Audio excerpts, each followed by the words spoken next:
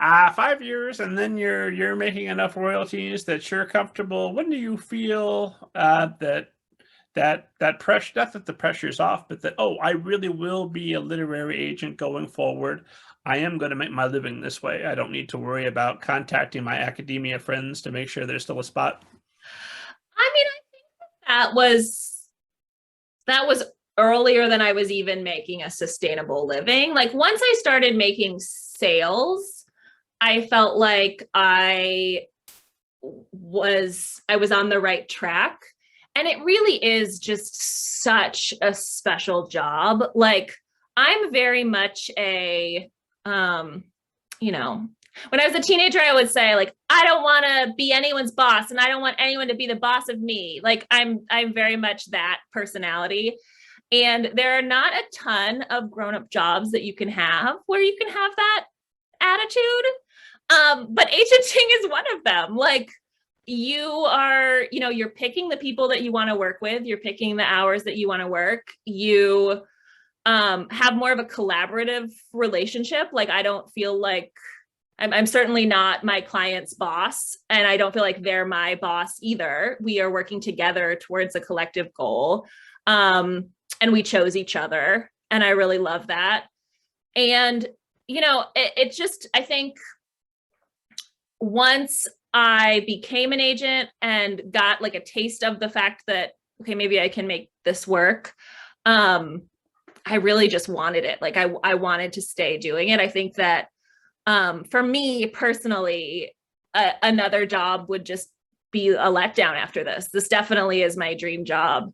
And I was lucky enough that, my bosses at Marsal Lyon are great models of like sustainable long careers as an agent. And there are quite a few other agents here in San Diego. There's a little cluster of agencies. So there are a few agents whose names you would know who are about 5 years ahead of me in terms of career. And that was really heartening when I was starting, because I was like 2 years in and they were 7 years in. And that felt like I could look at them and think like, okay, if I can be there in 5 more years, I can keep doing this. And then it's like having an older sibling, right? Like they just keep going further, and I would keep watching them and spending time with them and being like, all right, what they're doing seems great. And I think I can figure out how to follow along the path of what I'm seeing them lay out.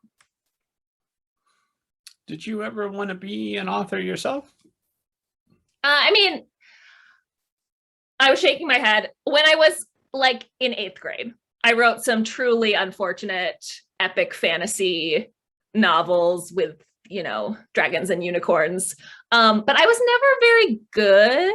And I knew I wasn't very good.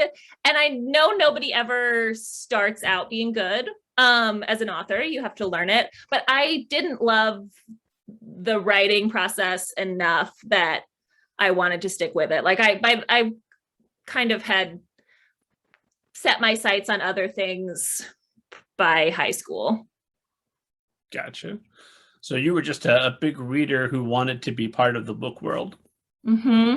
Yeah, I always knew that I wanted to do something with books. And in high school, I thought I wanted to be an editor. That's, I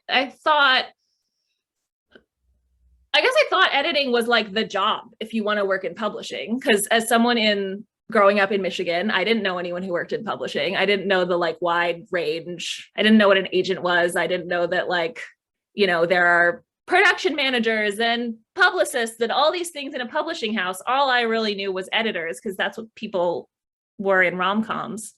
So I thought that looked nice. Maybe I'll be that.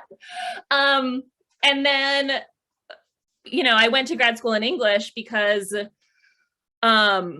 at the time when I was not ready to move to New York, I was like, well, at least this way I'll still get to spend all my time with books. Cause I was the kid who, like, my parents took me to the library once a week and I would check out as many books as they would let you check out in one library card, and just come home with a whole stack and then read through them and be done with them like a couple days before it was library day, and then sort of sit there antsily waiting.